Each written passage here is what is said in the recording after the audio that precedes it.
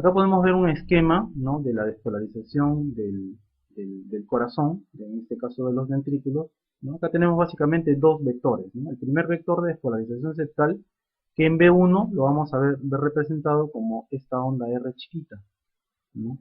Y este es el segundo vector, el vector de las paredes libres, que en B1 también o en B2 lo vamos a ver representado por esta deflexión negativa, ¿no? Entonces básicamente en un electrocardiograma normal, ¿no?, lo que vamos a ver en B1 es una onda R pequeñita con una onda S profunda, ¿no?, en B1 y en B2. ¿Qué es lo que ocurre en el bloqueo de rama derecha? Pues acá normalmente se despolariza el primer vector de despolarización septal, o el primer vector septal, ¿no?, que va a producir en B1 esta pequeña onda R, ¿no? Luego, como la rama derecha está bloqueada, se despolariza, ¿no?, el segundo vector, que es de las paredes libres del ventrículo izquierdo, y va a producir esta deflexión negativa, ¿no? Y posteriormente el ventrículo derecho recién tardíamente se va a despolarizar, ¿no?, por el bloqueo de rama derecha, y va a producir esta nueva deflexión positiva en B1 que le llaman la R'.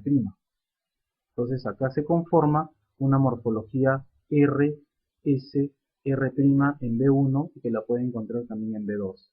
R, S, R', ¿no? Este es el clásico patrón de orejas de conejo en el bloqueo de rama derecha. Entonces acá ya en texto tenemos las características del electrocardiograma en el bloqueo de rama derecha. En primer lugar, el complejo QRS es ancho. Tiene que tener más de 3 cuadraditos o más de 120 milisegundos de ancho para hablar del bloqueo de rama. Pero a veces hay bloqueos que no llegan hasta 120, pero sí son más de 100 milisegundos. Entonces a esos trastornos de conducción que no llegan a completar 120 milisegundos de ancho, le llamamos bloqueos incompletos, ¿no?, pero tienen los mismos criterios y las mismas características del bloqueo de rama derecha. Entonces, al que cumple con este criterio de un QRS mayor o igual a 3 cuadraditos, a eso le llaman bloqueo completo de rama derecha, ¿no? Y a los que son intermedios, entre 100 milisegundos y 120 milisegundos de ancho de complejo QRS, a eso le llamamos bloqueo incompleto de rama derecha, ¿no? Pero el resto de características son iguales, ¿no? Tenemos también otra característica importante, es la positividad del QRS en B1 y B2. O sea, en B1 y en B2 el QRS es predominantemente positivo, y tiene la clásica morfología RSR', que puede estar en B1 y también en B2, ¿no? Otra característica importante es la profundidad de la onda S, que usualmente la vemos en precordiales izquierdas, que son B5, D6, 1 y ABL, ¿no?, la cual se muestra ancha y profunda, que le llaman la onda S tardía o S demorada, que representa la despolarización tardía del ventrículo derecho. Aunados a estos criterios tenemos algunos cambios del ST y de la onda T invertida usualmente en B1 y en B2, que es el sitio de la clásica morfología RSR del bloqueo de rama derecha. Acá también el bloqueo de rama derecho típico siempre produce una onda S profunda en derivación de 1, o sea, en precordiales izquierdas de 1, ABL, D5 y D6, ¿no?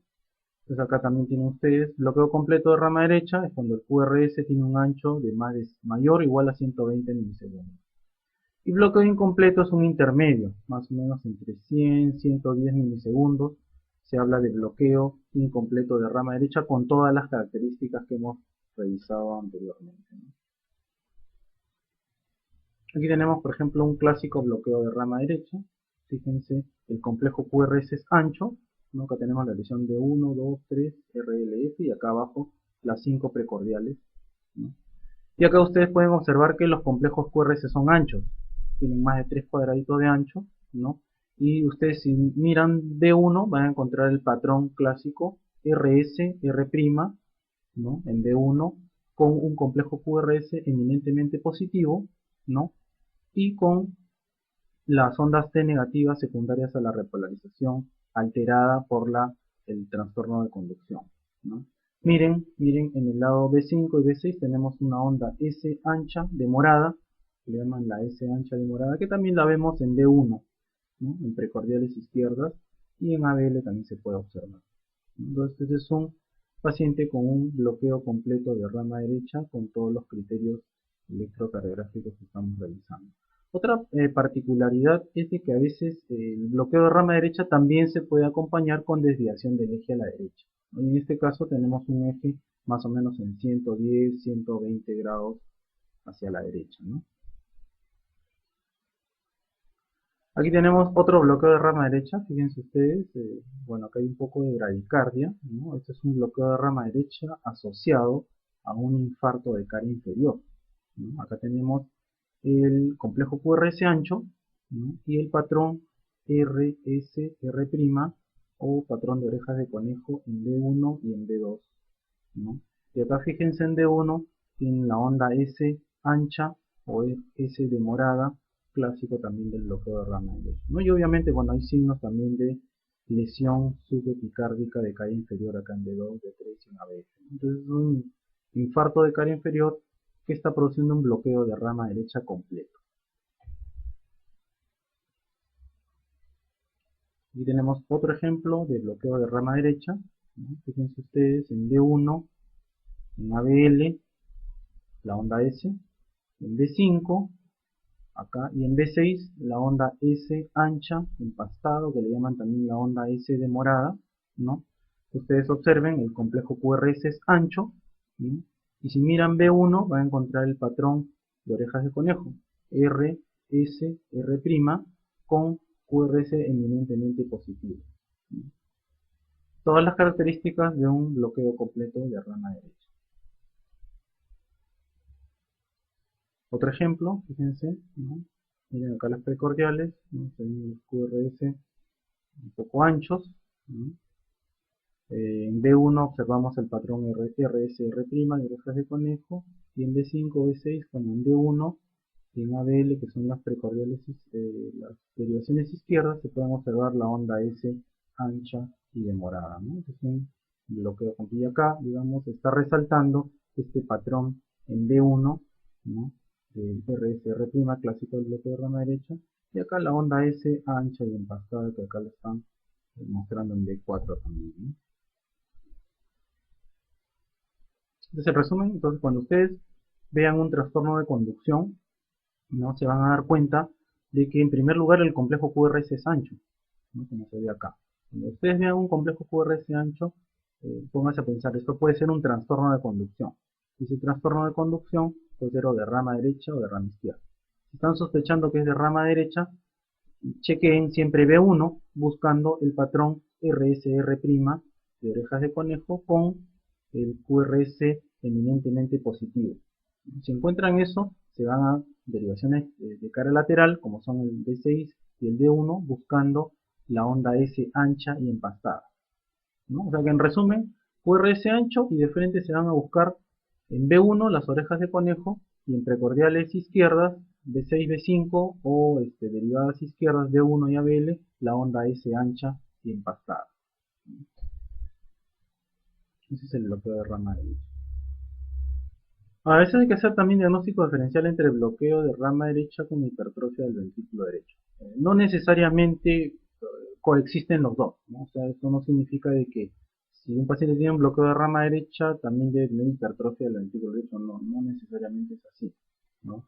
Incluso un paciente que tiene bloqueo de rama derecha no se le puede diagnosticar de hipertrofia del ventrículo derecho, ¿no? Entonces aquí hay algunas diferencias, ¿no? Y hay algunas similitudes también, ¿no? Una similitud, por ejemplo, es la duración del complejo QRS. El bloqueo de rama derecha lo tiene más de 0,12, y la hipertrofia del ventrículo derecho en algunas ocasiones lo puede tener también en 0,12, pero la mayoría no llegan a cumplir este criterio. Entonces digamos que podría ser una diferencia en el cual el bloqueo de rama derecha completo tenga pues QRS más de 0,12 segundos, y la hipertrofia del ventrículo derecho es menos de 0,12, ¿no? Pero acá también podría ingresar el bloqueo incompleto de rama derecha, entonces hay que tener mucho cuidado, ¿no? Esto sí es importante, la morfología del QRS en B1. Ya hemos dicho que en el bloqueo de rama derecha, clásicamente ustedes tienen que encontrar el patrón RSR', en B1, patrón de orejas de conejo. Ese patrón en la hipertrofia del ventrículo derecho no está, y lo que está usualmente es una onda R alta, ¿no? Una sola R alta en B1 ya no hay este patrón trifásico, ¿no? O un patrón con una onda Q pequeñita y una onda R alta, ¿no? Importante, ¿no? O un patrón R con R inicial más pequeñita, ¿no? Pero usualmente los patrones de hipertrofia del ventrículo derecho son la onda R prominente sola o la Q pequeñita con una onda R importante, ¿no? Y después el tiempo de activación ventricular, que también puede ser al estar alterado en ambos, pero que no es muy específico para hacer la diferenciación. Muy bien, eso es lo concerniente al bloqueo de rama derecha. Veamos ahora qué es lo que ocurre en el bloqueo de rama izquierda.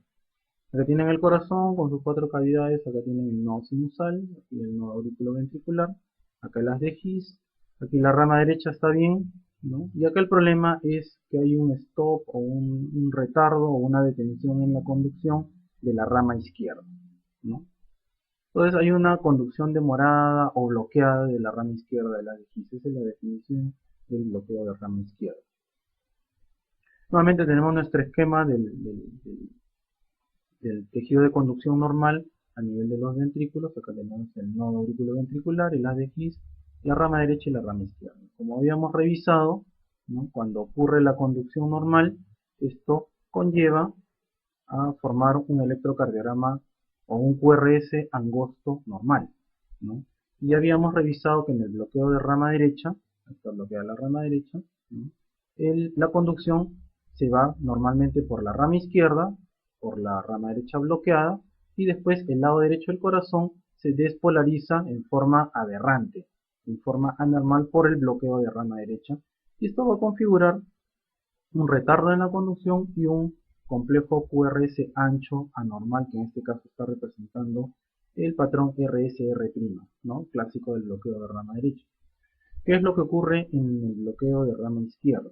Acá tenemos el tejido de conducción normal, ¿no? Pero vemos que la rama izquierda es la que está bloqueada, ¿no? Entonces el estímulo va a pasar por la vía de conducción, por el haz de His, por la rama derecha normalmente, ¿no?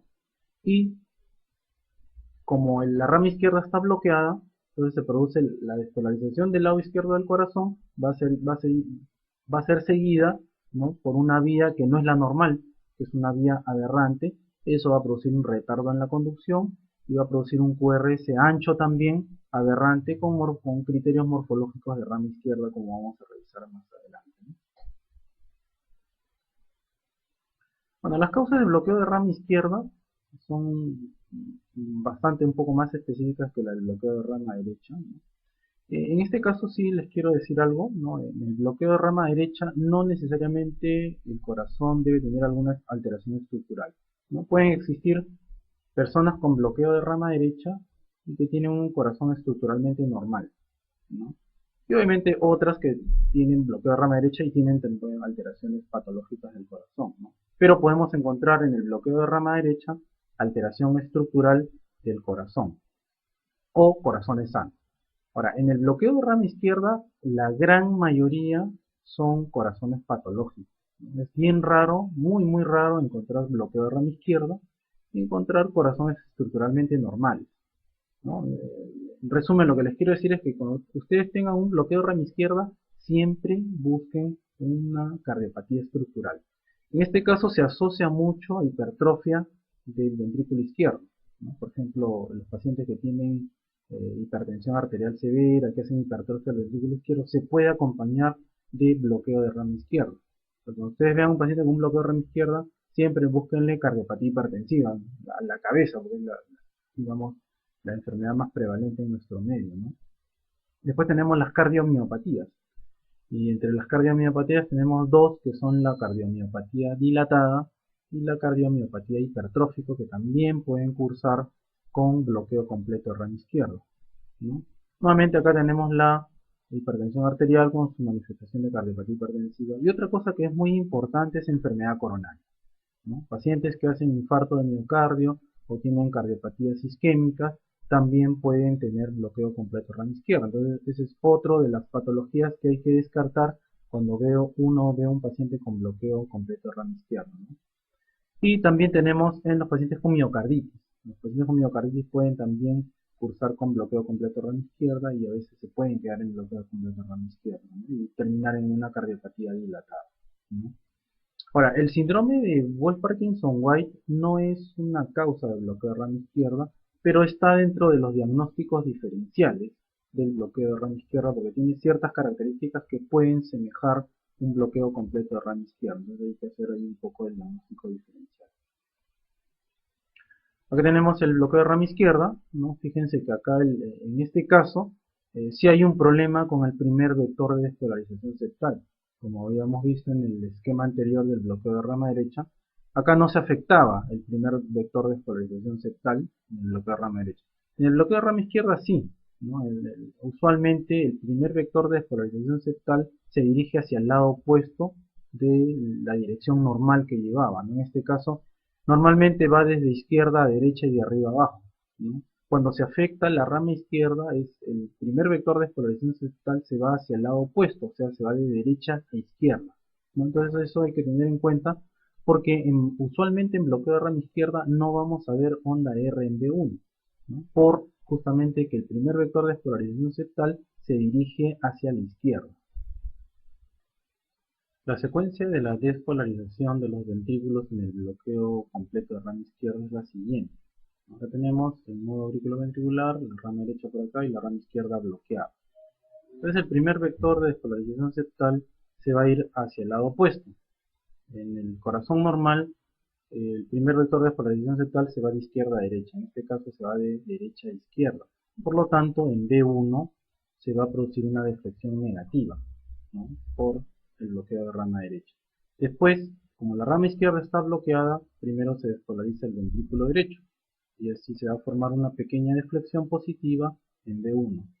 Y después, ya el ventrículo izquierdo se despolariza completamente, toda la masa del ventrículo izquierdo, en forma anormal, en forma aberrante, produciendo esta onda de deflexión bastante ancha y negativa, ¿no? Entonces ustedes van a encontrar una configuración de esta naturaleza con una melladura intermedia, ¿no?, del bloqueo de rama izquierda y con un QRS predominantemente negativo. Sin embargo, como los fenómenos del ventrículo derecho no se observan bien por su pared que es muy delgada, entonces a veces no se va a ver esta melladura en B1 y lo que se va a observar de frente es un complejo QRS de tipo QS, nada más, y que asemeja incluso un infarto de miocardio. Entonces, cuando ustedes vean un complejo QRS ancho en B1 y de frente vean una negatividad en forma de QS, ¿no?, o ustedes están en presencia de un bloqueo completo de rama izquierda, o hay que descartar también una necrosis anteroseptal, ¿no? Entonces, esto es visto desde B1. Ahora, ¿qué es lo que ocurre en B6? En B6 lo que hay que tratar de buscar es este patrón, ¿no?, de QRS eminentemente positivo, que le llaman el RR', ¿no?, con los cambios de la repolarización en la onda T. Entonces, esto nuevamente es el esquema de la despolarización normal. El primer vector de despolarización septal que produce una pequeña onda R positiva en B1. Y después viene el segundo vector de las paredes libres que produce la deflexión negativa en B1, ¿no? En el lado opuesto, en B5 y B6, el primer vector de despolarización septal se va a ver como una onda pequeña Q, pequeñita. Y el segundo vector de paredes libres se va a observar como una onda R alta, ¿no? Esa es la secuencia normal de la despolarización. ¿Qué es lo que ocurre en el bloqueo de rama izquierda? El primer vector de despolarización septal, aquí hay un poco de diferencia en los autores. Uno dice que se va opuesto, que es lo que más frecuente se ve, ¿no? Se va opuesto a la despolarización normal y va a producir de frente un complejo QS. Pues no vamos a ver esta pequeña onda R en el bloqueo de rama izquierda.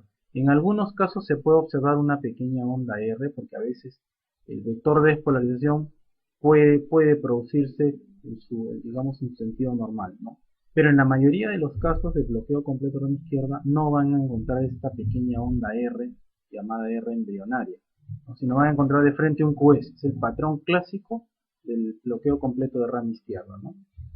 Esto usualmente en B1 y en B2, ¿no? En B5 y en B6 lo que vamos a observar es prácticamente toda una onda R y una mediadura intermedia, que es lo que le llaman la R', ¿no? con los cambios de polarización en B5 y B6, ¿no? Entonces acá se esquematiza muy bien, ¿no?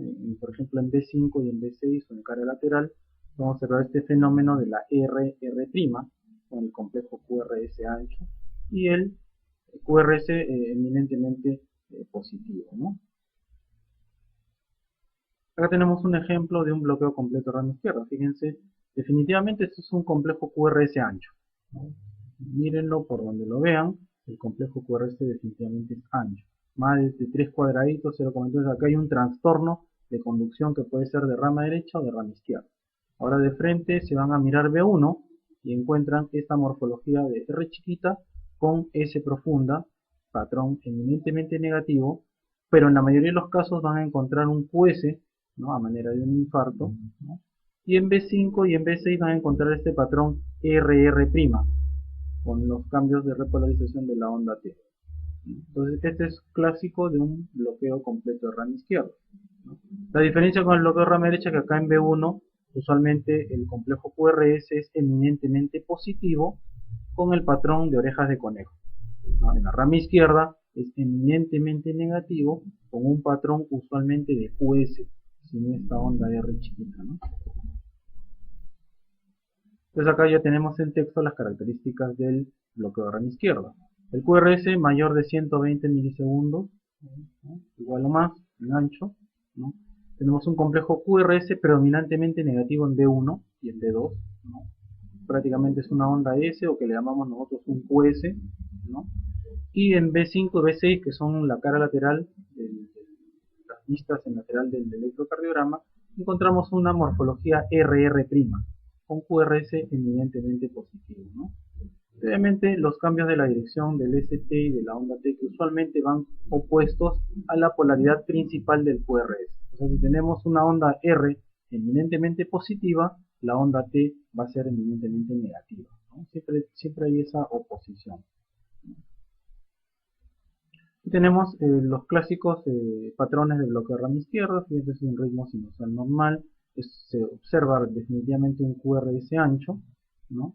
Y acá ustedes pueden observar, por ejemplo, en B5 y en B6 ese patrón RR', ¿no? En B5, en B6 con una onda QS o con una pequeñísima onda R en B1 y en B2, ¿no? Clásicos del bloqueo de rama izquierda.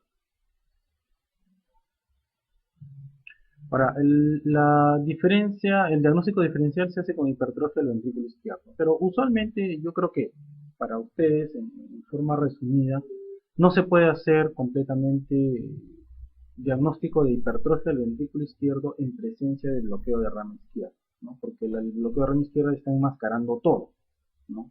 Enmascara infartos, enmascara hipertrofia, enmascara crecimiento. Entonces es un poco complicado hacer el diagnóstico diferencial. Lo que tienen que tener en mente es que en todo paciente con bloqueo de rama izquierda hay que descartar hipertrofia del ventrículo izquierdo, hay que descartar cardiopatía coronaria o miocardiopatía, ¿no? Ahora, lo mismo para el bloqueo de rama izquierda, ¿no? Podemos tener QRS con todos los criterios del bloqueo de rama izquierda en B1, en B5 y en B6, pero que el ancho del complejo QRS no llega a alcanzar los 120 milisegundos, ¿no? Entonces en ese caso se habla de bloqueo incompleto de rama izquierda, ¿no? Al igual que el bloqueo completo de rama derecha, tenemos también bloqueo incompleto de rama izquierda. Aquí tenemos un ejemplo clásico de un bloqueo de rama izquierda. Fíjense el complejo QRS ancho, ¿no? Fíjense, después de ver que el complejo está bastante ancho, de frente váyanse a mirar B1 y después a mirar B6. Fíjense en B1 prácticamente tenemos todo un complejo QS, con una onda QS bastante profunda, muy semejante a una onda Q de un infarto del miocardio, ¿no? Y después miren B6, ese patrón RR' con la onda T negativa de polaridad opuesta a la polaridad mayor del complejo QRS, ¿no? Bueno, acá tenemos los diagnósticos diferenciales entre el bloqueo de rama derecha y el bloqueo completo de rama izquierda, ¿no? Básicamente en B1, como les digo, cuando vean un trastorno de conducción, vean que el QRS está ancho, miren de frente B1, y en B1, si es predominantemente positivo, ese es bloqueo de rama derecha. Si más bien el QRS en B1 es predominantemente negativo, ese es un bloqueo completo de rama izquierda. Después se van a ver el patrón morfológico. Si en B1 encuentran las orejas de conejo, ese es un patrón de bloqueo de rama derecha. Y si encuentran más bien un QS en B1, eso es básicamente bloqueo completo de rama izquierda. Entonces, digamos, en forma práctica para diferenciar un trastorno de conducción de rama derecha o de rama izquierda, ¿no? Acá tenemos lo mismo también en resumen, ¿no? En B1 observamos el bloqueo de rama derecha, el patrón RSR', ¿no? Y en el bloqueo de rama izquierda en B1 vamos a encontrar básicamente, y en la mayoría de los casos, un QS, como si fuera un infarto. En otros podemos encontrar una onda R chiquita con una onda S ancha y profunda en B1, ¿no? Pero en la mayoría de casos se observa el patrón QS, ¿no? En B6 y en cara lateral B5, B6, ¿no? En el bloqueo de rama derecha lo que encontramos es la clásica S ancha, S profunda o onda S demorada del bloqueo completo de rama derecha. En cambio, en el bloqueo completo de rama izquierda lo que vamos a encontrar es la onda R mellada, ¿no? O lo que le llaman el QRS mellado, o que también le llaman el RR' en B5 y B6, ¿no? Bueno, para ambos, bloqueo completo, mayor de 120 milisegundos, y bloqueo incompleto, intermedio, menos de 120 milisegundos, pero más de 100 milisegundos, ¿no? En el bloqueo de rama derecha podemos encontrar onda T positiva en B1, pero en el bloqueo de rama izquierda usualmente encontramos la onda T negativa, ¿no?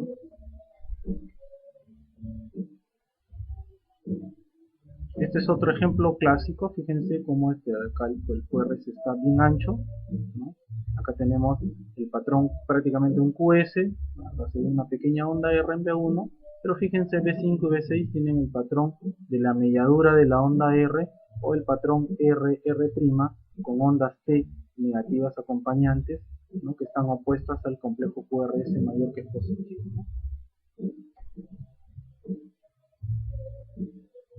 Esto es lo mismo, solamente para decir, bueno, que los bloqueos de rama, cuando no duran igual a 0,12 segundos, se le llama bloqueo de rama incompleto. O a veces algunos le llaman bloqueo parcial, pero más comúnmente se conoce como bloqueo incompleto de rama izquierda o bloqueo incompleto de rama derecha, ¿no? Acá tenemos un ejemplo, fíjense, aquí tenemos un electrocardiograma, aquí está D1, D2, tiene un ritmo sinusal normal, ¿no? Lo que se observa así más bien es un QRS ancho, ¿no? Entonces ya como yo voy viendo que es un QRS ancho, yo lo que tengo que descartar que esto sea o de bloqueo de rama derecha o bloqueo de rama izquierda. Entonces miro B1 y veo que es un QRS eminentemente positivo del bloqueo de rama derecha y tiene un patrón RSR' con T negativas en B1, clásico de orejas de conejo. Miro B6 y acá encontramos una onda S ancha, profunda y demorada, lo mismo que B1. Entonces esto corresponde a un bloqueo completo de rama derecha. Miren este electrocardiograma, también lo que es un ritmo sinusal normal, acá tenemos la onda P por todos lados, ¿no? Y lo que sí llama la atención que es nuevamente un complejo QRS bastante ancho, ¿no? Cuando tenemos un complejo QRS ancho, miro B1 y encuentro un complejo QRS eminentemente negativo, prácticamente es un QS, ¿no? Un clásico del bloqueo de rama izquierda, y miro B5 o B6 y encuentro acá el patrón RR' del bloqueo de rama izquierda. Entonces esto sería un bloqueo completo de rama izquierda, ¿no? Aquí tenemos otro ejemplo, fíjense, definitivamente, acá el complejo QRS es bien ancho, ¿no? Acá tenemos las derivaciones 1, 2, 3, ABR, ABL, ABF, y acá las precordiales B1, B2 y B3, 4, 5, 6. Y acá tenemos un D2 largo para ver el ritmo cardíaco. En este ritmo podemos observar que tenemos onda P presidiendo a todo complejo QRS, ¿no? Entonces este es un ritmo sinusal normal con un PR constante normal. El problema es que hay un QRS ancho. Cuando tenemos un QRS ancho pensamos en dos cosas, o es bloqueo de rama derecha o es bloqueo de rama izquierda. Miramos B1, prácticamente encontramos una onda QS, ¿no? Una onda QS, aunque podría corresponder a una pequeña onda R, ¿no? Clásico, con un patrón eminentemente negativo del QRS, clásico del bloqueo completo de rama izquierda. Y miramos, fíjense acá B4, B5, B6, donde encontramos la mediadura de la onda R, ¿no? O lo que le llaman el patrón RR', con las T negativas en B5 y B6 que acompañan a la polaridad opuesta del complejo QRS. Entonces este es un bloqueo de rama izquierda completo, ¿no? Y acá también tenemos otro electro completo, ¿no? De un paciente con un bloqueo de rama derecha. Fíjense acá en la tira larga tenemos un ritmo sinusal normal, las ondas T son normales, y lo que encontramos acá es un complejo QRS ancho, ¿no? Que puede ser de rama derecha o rama izquierda. Miramos B1 y en B1 encontramos el patrón eminentemente positivo del complejo QRS, el patrón RSR' de orejas de conejo. Miramos D6, encontramos D5, D6, encontramos la onda S ancha y empastada, llamada también S de morada, que también se ve en D1, y esto corresponde a un bloqueo completo de rama derecha.